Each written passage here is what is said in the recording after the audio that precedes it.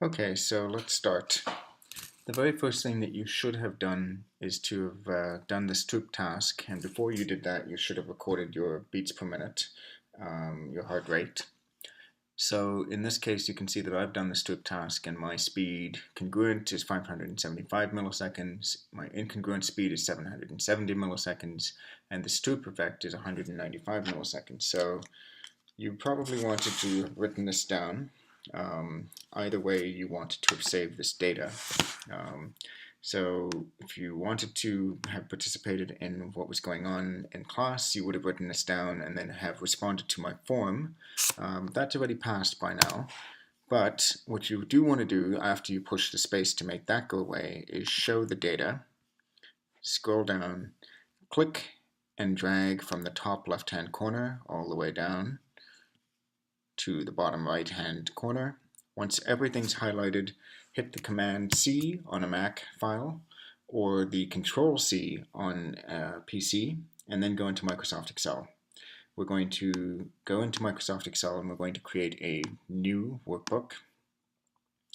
And I'm going to go to the second row down and hit Control V on a PC or Command V on a Mac. So now you can see that everything is here in this Excel file. I have all of the data. I just don't know what this is called. I don't know what the headers are.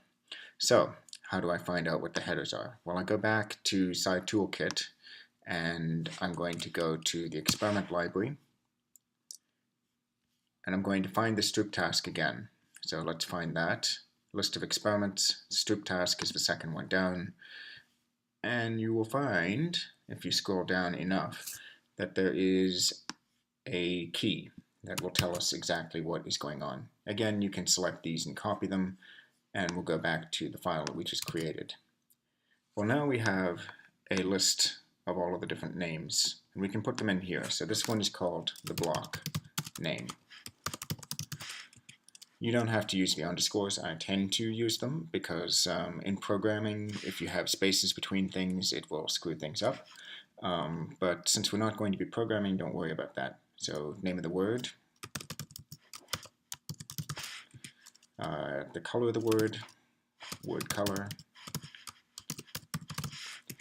Then we have the number 4 is the stroop color match. I'm just going to call that match. The next one is the table row number. I don't actually think that we need this. I'm going to label it and then get rid of it. Pressed key. Status. I'm just going to call this accuracy. And finally, response time. Okay. So of these columns, we don't actually need pressed key, and we don't need table row num.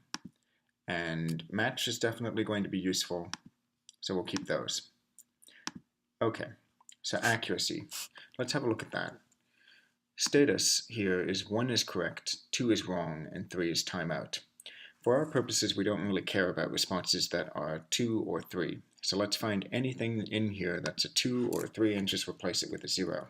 The reason that we're doing this is so that if we take an average of this column across conditions, we'll actually get something that makes sense. Okay, good. So I have a couple of incorrect responses in there. Naturally, of course, I was doing this for your benefit, and of course I would have got 100% if I was trying. Anyway, so now that we've done this, I'm going to save this file. So File, Save As.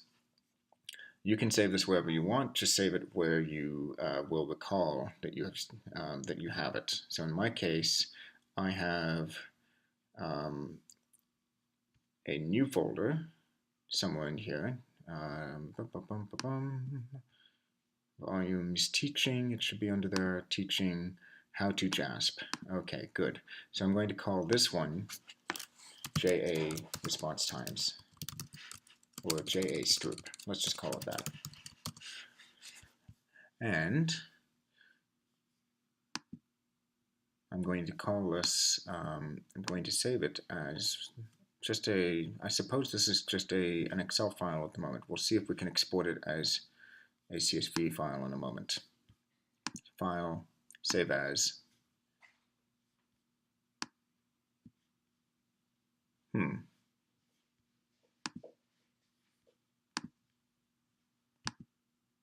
Okay, so what we want to do now is we want to actually go in, and we don't want to save it as an Excel file. We want to save it as a CSV file. So we want to go comma separated values, and now you can see that it's saved as jasp.csv, and we'll save it as that. Okay, so we'll save. Beautiful. Don't worry about this, just click continue. So what we want to do now is we want to actually go and open JASP. So if you've installed it, it'll just show up when you hit Command Space and you type search for it on a Mac, or you can just find it under programs that you've installed on a PC. So we'll open it, you'll start to see it bouncing up and down. This is the interface that we have here. So we'll go File, Computer, and we want to find out where we've actually put it. So in my case, I put it under Teaching, and then I have a folder called How to JASP. So I'm going to look in there, and I'm going to find my responses. So open. Beautiful. So now I have all of the different response times, and I have match and accuracy right there. So the very first thing that I can start to do is I can start to look at descriptives, and I can look at descriptive statistics. I can look at response time, and this will give me the average response time, the standard deviation of the response time, the maximum response time, and the minimum. This is all very useful because these are the sorts of things that you could actually look at on this as the descriptive statistics for your analysis. Now, the one thing that you do want to do is you do want to split this by match and mismatch. So let's remind ourselves of what match and mismatch are. So if we go back to our response times here, match 0, 0, 0, if we look at word name and word color along, and this is what we named the two different columns here. If these match, blue and blue, that's a 1. If they don't match, then that's a 0. Alright, so now that we know what those mean again, we can come back and we can say, okay, well, 0 is where they don't match, and you can see that I actually took longer on those particular types of trials, and 1 is where they do match, and I took a shorter amount of time. So I've described the difference here, and we could actually have a look at some plots that go with this. We could display box plots, and I could have color with them, and add a violin element to actually get the shape of the distribution. And I could show the jitter element if I wanted to see the individual response times. Okay, so that looks good. So you could save this plot if you wanted to. And the way that you could save it is to go right-click or just click on this little arrow here and just say Save Image As. I'm going to save it as a PNG file, although you have other options. A PDF file is kind of nice. I'm going to save it as raw data JA. Okay, so you want to create a nicer plot than this, an actual bar graph. So this is just to see how the overall data look. If you happen to notice that there was an outlier in this particular plot, maybe one point that was way out here, or the data was not particularly normal looking, this might be the point at which you would stop and try and identify what was going on before you moved on. Okay, great. So let's have a look now and see if we can actually label outliers. Nope, there are no outliers, so that's wonderful. The next thing that we can do is we can actually do a t-test. Now a t-test, as we're going to learn this week, is actually a way of comparing two means. There are 3 different types of t-tests, and they're conveniently labeled in this menu here. The first one is the independent samples t-test. The independent samples t-test is where you're comparing 2 different groups. So let's say you have a group of older adults and a group of younger adults, and you have them both do this Stroop task. You could compare how each of those different groups do. The other ones, one of them is a paired samples t-test, and this is also known as the within sample t-test, where you have the same person do 2 different conditions. And in this case, this is exactly analogous to what I've done. I have the mismatch condition here, the incongruent condition, and the congruent condition. So I've done both of those types of trials, and I want to compare, is this difference that we observe statistically significant? Finally, we have a one-sample t-test, and a one-sample t-test is also going to be useful for this particular study, where we can say, okay, is the average that we obtain significantly different that you get on doing this stroop task? Is it significantly different from what the class got? So we'll come back to that one in a bit, but let's do the paired samples t-test to start with. So you click on this to bring up the new menu, and what you're going to be doing is you're going to be looking at response time. Now I've actually made a bit of a mess because I've forgotten that before we do this we actually need to reshape the data. So that's useful because you're probably going to make the same response or the same mistake. So what we want to do is go back to our data, and we need to sort the data.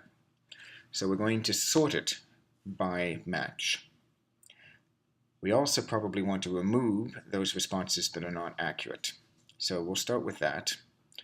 Before you do anything, make sure you copy this, paste it into a new tab in your Excel sheet. So again, just to do that, I selected everything by hitting Command A.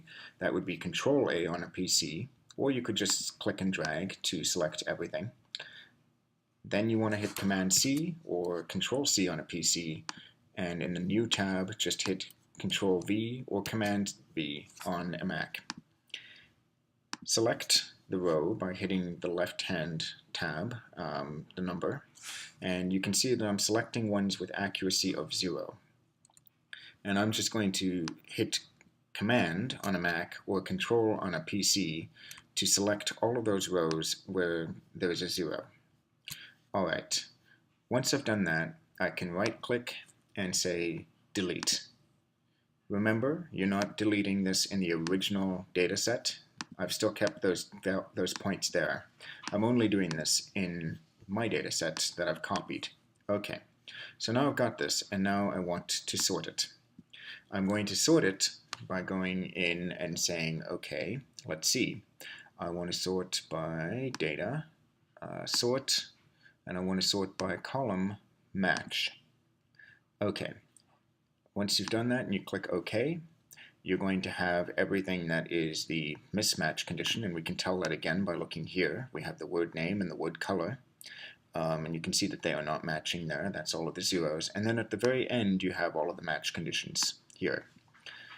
One thing you might have noticed with this demo is that we don't have a lot of match conditions. This is probably not the greatest, so you can't make too many generalizations, but it will do for now. Okay, so now what do? We go File, Save As, and in this case we want to save it as JASP accurate, and we'll just leave it at that, save. So if you want to just have a look at accurate response times only, you would use that one. But the other thing that we're going to do now is we're going to grab this, all of the response times and the match condition. Those are the only things we need. We're going to paste this one more time. And you can see that we have match 0 along this axis here. And we're going to grab these values, which are the actual match, and we're going to just paste them next to it. Okay, so this is response mismatch, and then this is response match. Okay, so now we have reaction times for the mismatch condition and for the match condition, and we don't need this over here. So we're going to save this because when we do the paired t-test command, the paired t-test input expects there to be 2 columns of data, and you need to have this organized. So unfortunately, when you get the data originally, everything comes in one column, and the only way that you can tell which thing is in which condition is you have match 0 and 1. So you need to do that splitting so that JASP knows how to handle this data. So now we're going to save this one more time, save as, and we're going to save this as JASP accurate, and we're going to call it paired, just so that we remember that this is the setup for the paired t-test. So we're going to say save. Contains multiple sheets, just save the active sheet. Okay, continue. Wonderful. So now we can go back to JASP, and rather than actually doing it this way in here, I'm going to remove this analysis, and I'm going to say File, go back into How to JASP, and I'm going to open JASP paired, open. Okay, this is going to open, or it should open, a new tab, a new JASP window, and we're going to now be able to say t-tests, paired t-test, and we can now put in these two values, and you can just put them in there. Okay. So now you can see as soon as you put them in, I'm going to do that one more time. If you select one and you just drag it over, then you can see that the next tab here is blank, and you want to grab the other response and put it in there. This populates your student paired t-test table, which is actually in APA style, which is very convenient. I want to know what the effect size is, Cohen's d. This is, remember, the difference in standard deviation units. And I also probably want descriptives and descriptive plots. All right, wonderful. So now, if I was to try and describe this, I could say, okay, well, my overall mean for the mismatch condition is 770.5 milliseconds with a standard error of 38.01 milliseconds, and for the match condition it's 575 milliseconds with a standard error of 46.6 milliseconds. Here's a plot that we could actually use as the basis for what our plot will look like eventually. We like this plot, but we can do better in Excel, as we discussed in class. You can probably already look at this and say, okay, well, the reason that we don't get a significant difference between these two conditions, and I'll get back to that in just a second, is that there's so much more variability in my match responses that even though all of the responses are very tightly clustered for my mismatch condition, there's so much variability in these match conditions that there's quite considerable overlap with the mismatch condition, and you can't tell whether this is different from that.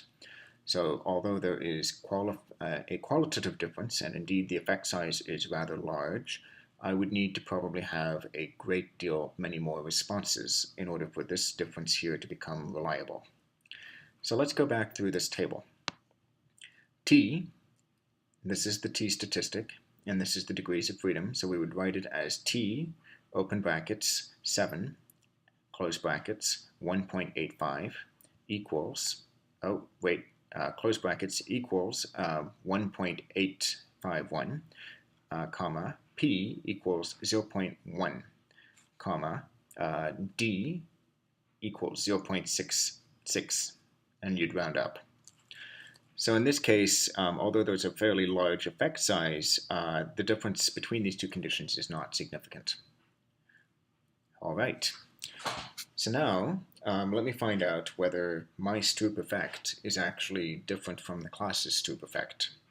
So to do that, I will need to go back to this original file here, and I will be able to say t-test, one sample t-test, and I want to know whether my overall response time is different from the class's response time. So right now, if I just click response time over onto this right-hand side here, all I'm testing is whether my response time is different from 0. What I really want to know is whether my response time is different from the overall class's response time. So in this case,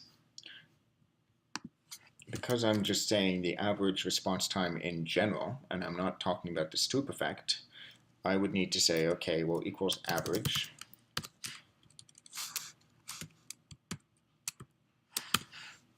And the overall response time for the class is 844 milliseconds. So what I want to test is whether my response time is different from 844. So it turns out that it is, and I can actually get a descriptive plot that goes with that.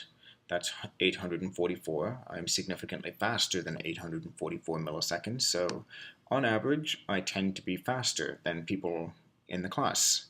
Maybe I'm less accurate, but there you go. All right. What I really think that we would want to check, though, is not just whether I'm faster in general, but we would want to know whether I have a faster Stroop effect. So in this case, or maybe the incongruent reaction times would be better. So in that case, you want to go to the one where we've actually split it, and we've done it by, let me just see, we've done it by the match and the mismatch because we have enough responses here. So we can go t-test, we can go one sample t-test again, and we can go response mismatch. So again, this is saying that I am different from 0, but we don't really care about whether it's different from 0. So let's find out how fast the class was. And remember, guys, you're going to have to update these numbers because I have only a subset of all of the data, and the one that's on the website now is all of the data. So incongruent response times, we want to take the average of that column. So we'll say equals average. And what is it? Okay, so it's 894. So you can just copy that value and come back to here, and we'll put it in here. So 894. What was it exactly? 894.82. Okay, so 894.82, and then hit enter. And yes, in fact, I am still significantly different from those particular values. So let's have a look at descriptive plots. This will tell us whether I am faster if the point and the bars are below the overall, this dotted line here. The dotted line represents the mean. I am significantly different from that, and I am significantly faster than that. So that's interesting. All right, we can again get descriptive statistics that go with this, and you can get a measure of the effect size. Always get the measure of the effect size because that will tell you both the direction and the strength of the effect. It tells you how much you care about it. The significance only really tells you whether it's different from the value that you're trying to test, and the effect size tells you how much you care about it. All right, wonderful. So we've had a look at two different types of t-tests, just to review. The first type of t-test that we did was comparing the two types of responses, whether you were looking at the response match and the response mismatch. So when the colors and the words themselves matched, it should have been faster and easier, and indeed, qualitatively, for me it was, and you can see that I had a response time of 575 milliseconds, and when they mismatched, when there was a mismatch, I took about 770 milliseconds. And although there is this qualitative difference, there's likely not enough power. I likely don't have enough responses here. So there is a large effect size, but the p-value is not significant. So what I would conclude in this case is that I probably need to keep on testing. I need to do more of these responses before it stabilizes, and then I can say something about whether there really is a difference or not. So just because there isn't a significant difference, I wouldn't conclude that there is no difference. All right, the other type of t-test that we did was looking at whether my incongruent trials, that is where the color of the word and the actual word name are actually different from the overall reaction time of the class. And in this case, I took the mean of the class for the incongruent trials, and for the subset of the responses that I actually had, it was about 894 milliseconds, 895 if you round up. Then I did this one sample t-test, which again, remember you can access through this menu, and you go one sample t-test, and I put it in here and I selected that we're going to be comparing it to this value, the class's value. I wanted to get the plots. Plots are such useful things because they immediately allow you to see where your value is and where the average value is. So if you're above this line, then you are slower than the class. If you're below this line, then you are faster than the class. And of course, you can plot a 95% confidence interval with that. And you want to know what the effect size is because, again, the effect size is going to tell you how important this is. There's one final thing that you are going to be looking at. And the final thing that you're going to be looking at is comparing, well, you're actually going to be testing the hypothesis that we came up with in the beginning. So our hypothesis in the beginning was that heart rate in beats per minute was going to somehow relate to the Stoop effect, which is the difference between the incongruent and the congruent response times. So what we predicted was that increasing heart rate would actually predict worse response times, longer response times, because we thought that this would be related to stress, and that the more stressed you were, the faster your heart rate was going to be, and therefore the longer your response times were going to be. So we can test this, and again, we have this saved as a CSV file. This one is accessible on my website, and you can go and download that from the essay page. So again, we're going to open JASP. This is going to be a new JASP file, and we're going to go back into our folder. I do recommend that you create a separate folder for all of the files that are related to your assignment. And this time I'm going to select the file that contains all of the student responses, not just my responses. And I'm going to say open. All right. So now I have all of those response times. Now, one thing that I have not emphasized too much here, which I did emphasize in the overall lecture that I went into, is that you will have to clean this data file.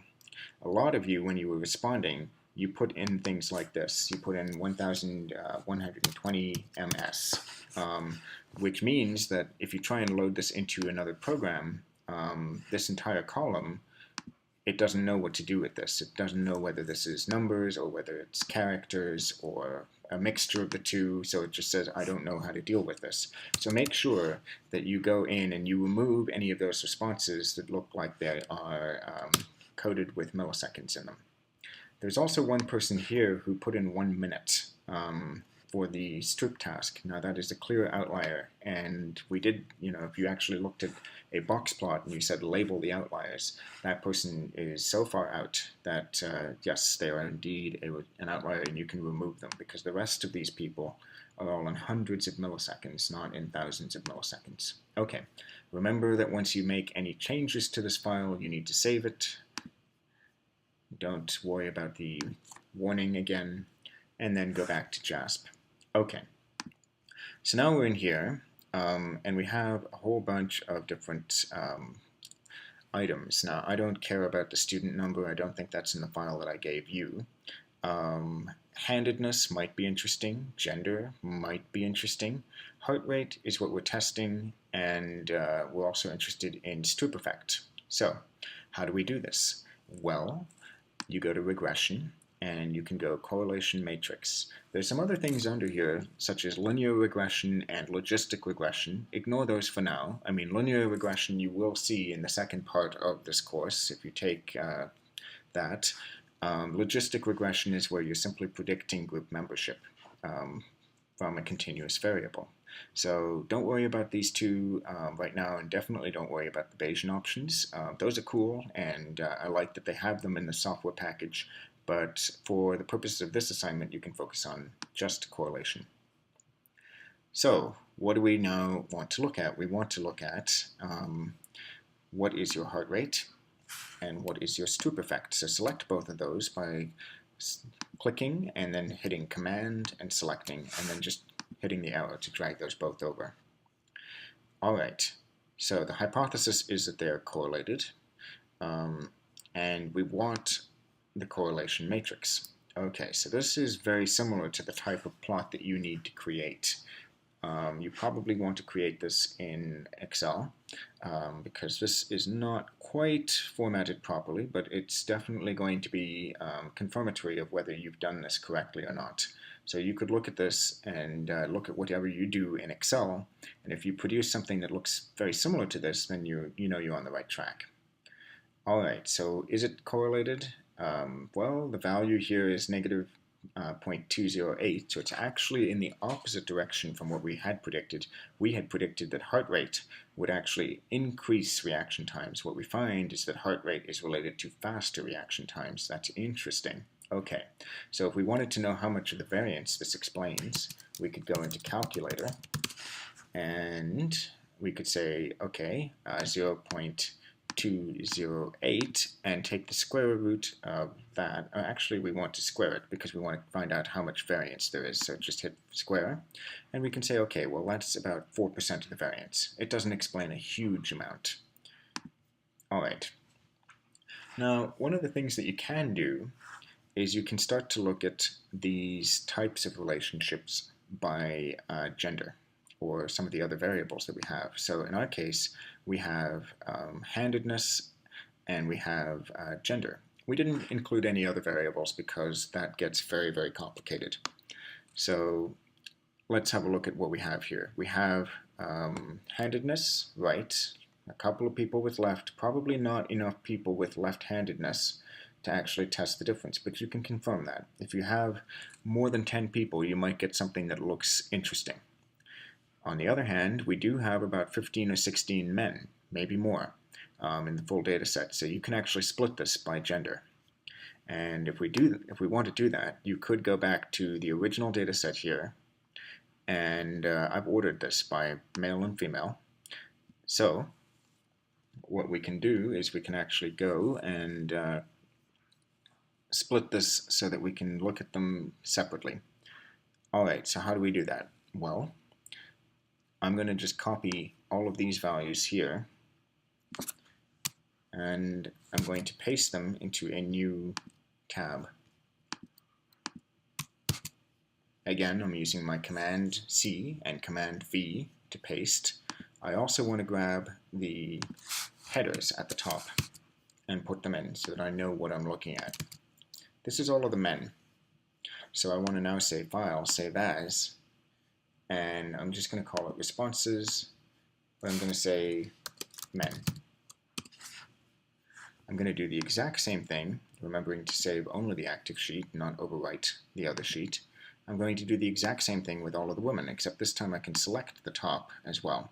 So I'm going to go down until I get to the first male response and then back up one. Okay, there we are. That's all of the women. Okay, so now I'm going to paste all of those in and save it as the exact same thing, except instead of male, it's going to be female.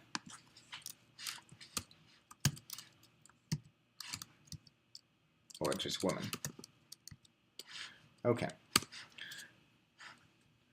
So now what we can do is we can have a look at whether that actually differs in JASP. So I can go back into JASP and I can say File, Open the woman,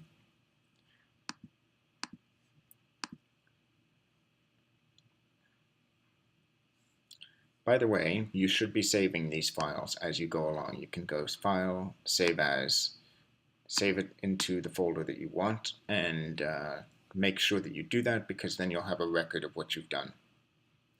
Alright, so where was I? So now, this is this all of the women, this is female, female, female, yep, it's all of the women. Okay, so we got all of the women here, so now we want to do the exact same thing. We want to do the correlation matrix, we want the Stroop effect, and we want heart rate, and we want the correlation matrix. So we should also flag the significant correlations. Is there a significant correlation here? Well, it turns out that the overall correlation value is even lower than it was before. Before, recall that we had a correlation value of about -0.2. Now, in just the women, we have a correlation value of -0.084, which is pretty much non-existent. So this value is still negative, but so low that it might as well not matter. You could calculate the amount of variance explained by, again, squaring the correlation value. All right, interesting. Save that. Now let's have a look at the men. We want to go back into JASP, and this will be a new one. And we'll go File, Open, How to JASP, and we will open the one that says Men. Open it. Okay. Wait for a second. And now you can see we have a far smaller number of responses. We have about 17 responses here, which is great. It's fine. But you might not want to make strong conclusions about this. So again, we're going to select the Stroop effect and the heart rate, and we're going to drag those over, and we're going to also ask for the correlation matrix, and we're going to ask it to flag significant correlations. So in this case, we have an extremely strong correlation. This is -0.542, and the correlation is significant. This is smaller than 0.05. And if you look at this plot here, it is quite a robust, strong correlation. So we could actually say, well, how how is that the case? Why is it that there's a difference between the genders? Well, that's something for you guys to explain in the paper. All right, so that's how to do all of the statistics. If you want to actually create the plots, remember that if you're going to create a correlation plot in Excel, you're going to select both of your variables at the same time. The fastest way to do this is to just select the columns. So you can say that and hit Control on a PC and Command on a Mac, and then go Insert, Insert, Chart. And in our case, we want a scattered plot, marked scatter, and I believe this is all of the women, and then say Add Trend Line. Okay, so that's interesting. Get rid of all of those lines there, and make sure that you format this as an APA style plot. So that means turning off all of the shadows. It'll be under the format column here. You don't want any shadow effects on it, no shadow. You don't want any effects on it. In fact, you just want to fill it maybe with black. You don't want any outline. Basically, if it looks boring, you're probably doing it right. Okay, so that's about that. Let's have a look at the overall essay assignment that we were going over here. We've gone through most of these things that we talked about 2 weeks ago.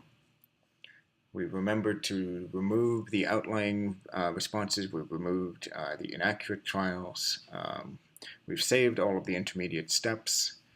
Remember, if you want to graph the mean and the standard error, you're going to have to go back to your within subject output.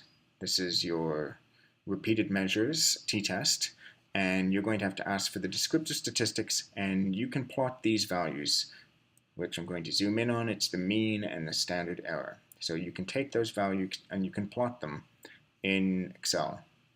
So remember, the means are going to become the heights of the bars, and the standard errors are going to become the error bars. Okay. Remember that when you write up your responses, you're going to be writing this in actual words. So in this case, if you have a t-value of 3.989, degrees of freedom of 11, p equals 0.002, cohen's d of 1.15, this is how you would actually write it. The participant took part in a computerized version of the Stroop task, citation to Stroop, so you'd actually go and look that up in Google Scholar and put the citation in APA style, which would be the author's last name, comma, date. And then you would say response times were significantly faster on the matched trials, if they were. In this case, the mean is 575.5 milliseconds, and then you put the standard deviation. Then the mismatched trials. Mean is 848, standard deviation is 203. Now you report the t statistic. T and 11 is the degrees of freedom, equals 3.99. P is 0.02, and D is 1.15. And then you would say see figure 1. Figure 1 in this case would actually be this plot here. Okay, so now we've talked about everything pretty much. Are you an outlier? Would be the within the one sample t-test, and you're comparing it to the class's reaction time, average reaction time. And we've gone over correlation as well. We've gone over how to do that, and we've looked at the men and the women separately, and you might want to speculate about why there's a difference there. Remember that when you're doing this particular assignment, you have to have a number of different resources. I'm saying here that there's at least 3 papers. You want to go into Google Scholar or Semantic Scholar and look for papers that have been widely cited. You probably want to look at things that have covered at least Stroop and stress. Those would be very, very useful papers. And remember, please remember, don't plagiarize, because we will be using Turnitin, and if you plagiarize, you will get 0 on the assignment, and you might get 0 in the course. So don't do that. All right. that's it. Ladies and gentlemen, this is just one more thing. This is how you're going to grade each other. Make sure you pay attention to that. Okay, so that's that. I hope this was helpful. If you have any other questions, please feel free to shoot me an email. Thank you so much. Bye.